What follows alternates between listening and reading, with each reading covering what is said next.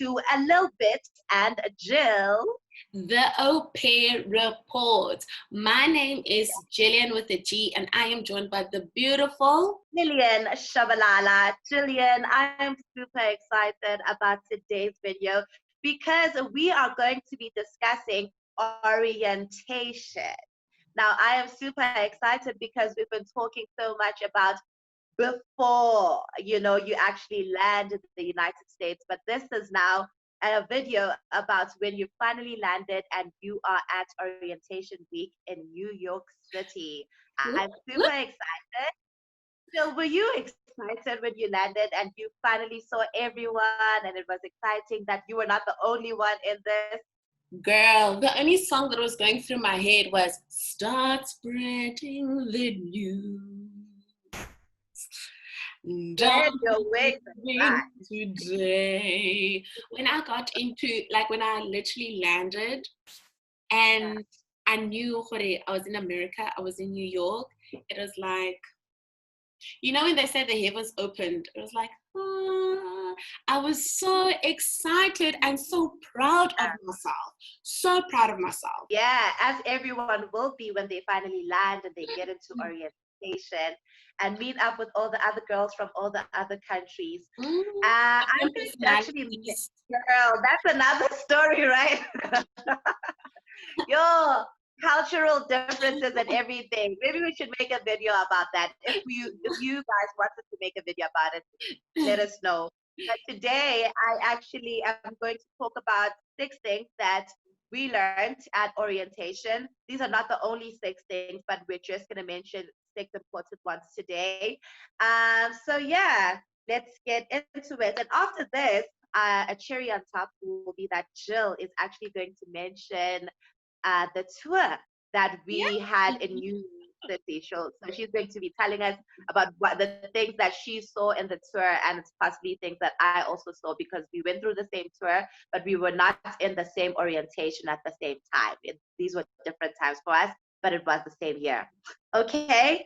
Now, one of the things I learned about at orientation is cultural adoption or adapting to a new culture. We all know that different countries obviously have different cultures, like we have different cultures in our own country. So yeah, like you literally learn how to adapt to a new culture. What might be right here in South Africa may not necessarily be the right thing to do when you are in another country. And one of the things they mentioned, actually, now that I remember, is the whole, they mentioned it at orientation and they were like, South African girls, stop kissing kids on the mouth.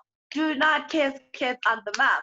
But that for us is just like a natural thing. You want to kiss I don't kiss kids on the mouth anymore. Like literally after that whole orientation week, I learned that it does not make sense to kiss someone's kids on the mouth, guys. So things like that, for us, it's a normal thing. Like still, till today, I still have my granny kisses me on the mouth when I go visit. My mom still kisses me on the mouth on my birthday and special occasions. So that's just something we do. But yeah, Americans hate it. So that was one thing. We needed to adapt and adopt a different culture. Number 2, we learned about infant training. And this was specifically for girls who were going to be taking care of infants. And they actually gave you an option if you wanted to stay and watch how they change nappies, or watch them talk about infant training. You could, even if you were not taking care of an infant. And that's what I chose to do because I just wanted to learn for myself as well, because I want to have kids one day. So I was not taking care of infants, but I did stay for that training to figure out, certain things just for myself, just so I can have it just in my back pocket. And then they talk about TV and social media. Now we live in a society where we just want to take pictures, and when we're proud of something, you just want to share it with the world. But there are rules pertaining taking care of people's kids and you sharing videos or images of their kids on social media. And I think if you go through my personal social media, you'll never find any of my host kids that I took care of on my social media, mainly because I did not have a conversation with my host parents about posting their kids on my social media. So yeah, but I don't think um, they would be offended, but it's just the right thing to do. Just ask, especially while you're still au pairing. You need to figure out what the rules are pertaining social media and TV. So TV specifically for me, the family I worked for, the kids were only allowed 30 minutes of any screen time, whether it was on the iPad or on the TV or any screen time. They were just allowed 30 minutes in the morning and 30 minutes in the afternoon. So literally in the morning after breakfast, right before school, if we still had time, they could watch a show, and then we would go to school. And after school, after their homework and everything was done, if they wanted to get some screen time either on the iPad or on the TV, it would only be for 30 minutes. So that's another thing that we were trained about at orientation, but this is not the rule for all households. All households have their different rules. And then we talked about activities, activities for young children. So different children need different activities. It always depends on how old your kids are. And I was taking care of 3 kids, ages 5, 7, and 10. And I promise you, all my kids wanted to do 3 different things at the same time. At some points, I felt like I had to cut myself in between. But yeah, you make it work. You make it work. And also, that's what they train you on at orientation, that if you're taking care of more than one kid and they want to do different things, how do you handle that? But most of all, creatively trying to figure out what can you do with kids. You know, what are some educational programs that you can introduce in the household? And then another thing we learned at orientation with the American Cross was a safety program. So it's like a CPR program, and you do get like a CPR certificate afterwards, just to make sure that you are equipped with safety precautions should anything happen. You know what I mean? In the house, we always pray that nothing happens, but you need to know who to call or even what to do should you need to do anything if some form of danger occurs in the house. So also another thing, they gave us a little card with all the numbers that you would possibly need to dial should there be a problem in the house with the kid. Crazy, yeah, you don't want to lose a kid, and they try to teach you yeah, what you can do, you know, should a kid possibly get choked by mistake Like from their even food. nothing. I feel like it's a lot. The thing is, when you are in a pair, you put your needs third, not even second, third, because it's the kid that you are there for. So these, like the CPR, the Red Cross training, it's not to be like you are incapable to look after a kid. It is to train you to know in emergencies what to do and how to react. Because I'm not gonna lie, like in before I actually had that training, in emergencies, I would just black out. I'll be like, but ever since I had that training and I saw and I experienced, I know exactly like how to react immediately and how to respond. Because in that situation, should something happen to the kid, they are just as scared as you are. You don't need to transfer the same fear to them too.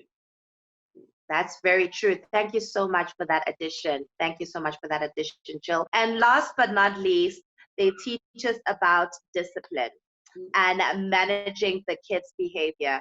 So every kid is different, and every kid needs to be disciplined in different ways, but also you have to have a conversation with your host parents about how to discipline the kids. Obviously, you never hit the kids at all. You don't touch someone's kid. You don't beat someone's kid. There are other ways to discipline kids.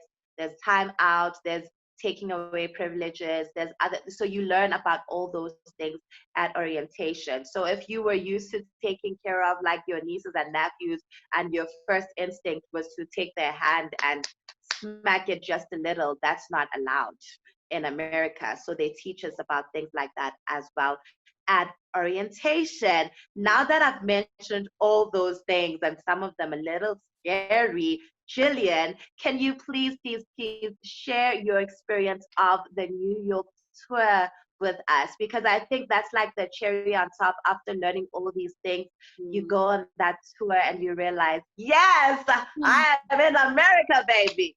You've made it. Now, before I get into the tour, I just want to add to what Lill said about discipline. Do not take matters into your own hands. Have that conversation. Whatever is discussed at orientation, right? Make notes of that. When you sit down with your host parents, tell them this is what they said at orientation, but which way and manner do you guys do it? Don't just go from what orientation has said, because like Lill said, different kids, different families, different ways.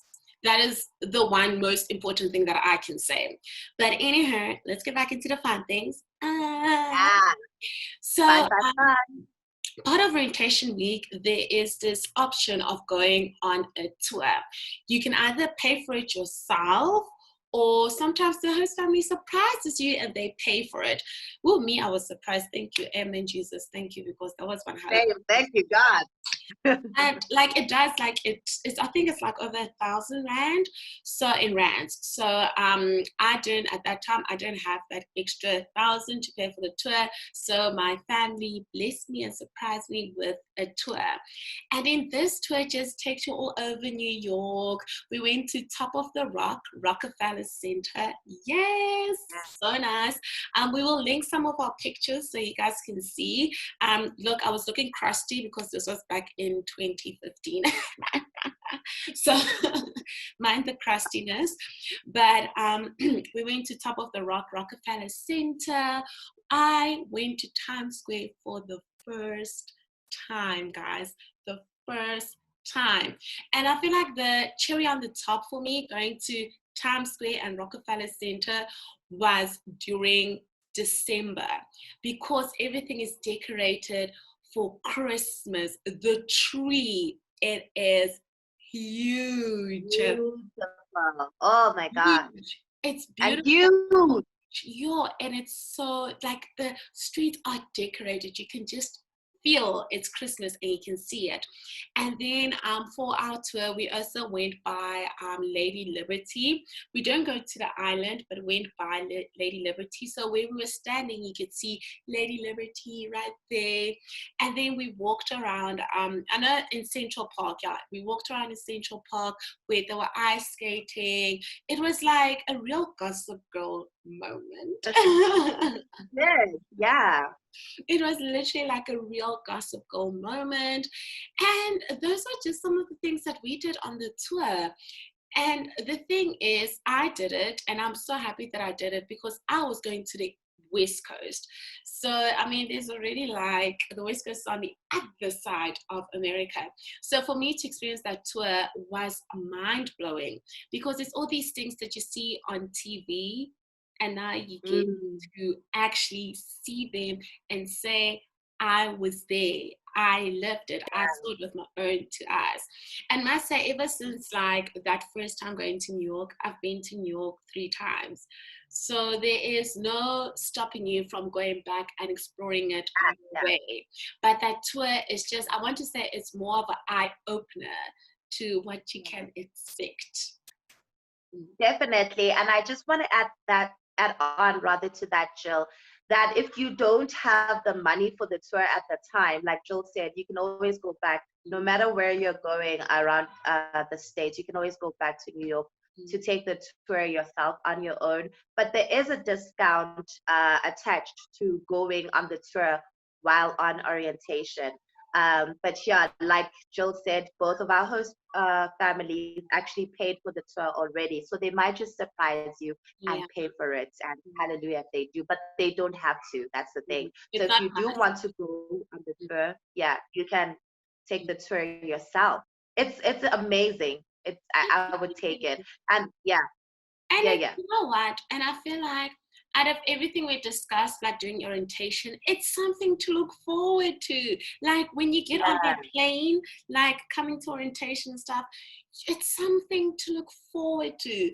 And orientation week isn't just about the seriousness too. It's about meeting, like Lill said, meeting different people from different countries. You might not end up being friends for the long run, but for that time period, you are the only support you guys have because you're going through this journey together. And like some of my friends that I've made from orientation, we went to different states. I still talk to them, guys. So it doesn't mean the end of a friendship. It's just the start of something new. Yes. Mm. Yes. Thank you so much, Jill, for sharing that. Yes, you will make a lot of friends throughout the entire OPEC career. It is a career indeed. So thank you so much everyone for watching. I really hope you guys like this informational video. Don't be scared. Please start applying to become an au pair. Please ask us any questions, comment.